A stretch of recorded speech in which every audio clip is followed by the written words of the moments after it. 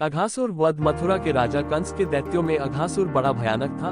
वह वेश बदलने में दक्ष तो था ही, बड़ा शूरवीर और मायावी भी था। कंस ने कृष्ण को हानि पहुंचाने के लिए बकासुर के पश्चात अघासुर को भेजा। दोपहर के पहले का समय था। गौएं चर रही थी, ग्वाल बाल इधर उधर घूम रहे थे। बालकृष्ण चरती गायों को बड़े ध्यान से देख रहे थे। बालकृष्ण यह जानकर चकित हो उठे कि उनके ग्वाल बालों में कोई भी नहीं दिखाई पड़ रहा है।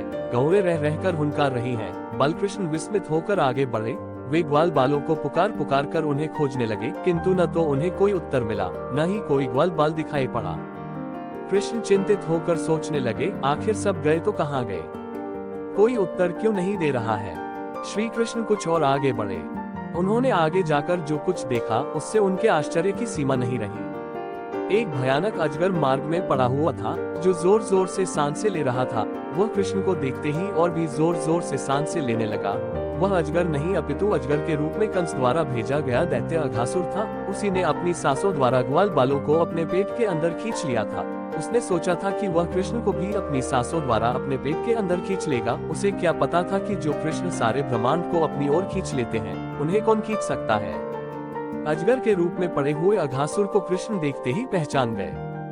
वे समझ गए कि यह कोई अजगर नहीं वरन कोई दैत्य है और इसी ने अपनी सांसों द्वारा ग्वाल बालों को अपने पेट में खींच लिया है।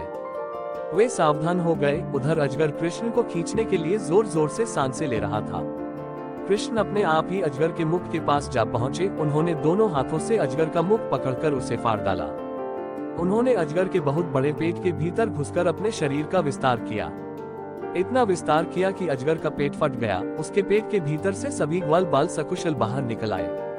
ग्वाल बालों ने सायंकाल बस्ती में आकर अपने माता पिता को बताया कि किस तरह श्री कृष्ण ने अजगर से उनकी रक्षा की। नंद, यशोदा और बस्ती के सभी गोप तथा गोपियां कृष्ण की बुलैया लेने लगे, उनके शौर्य की प्रशंसा करने लगे।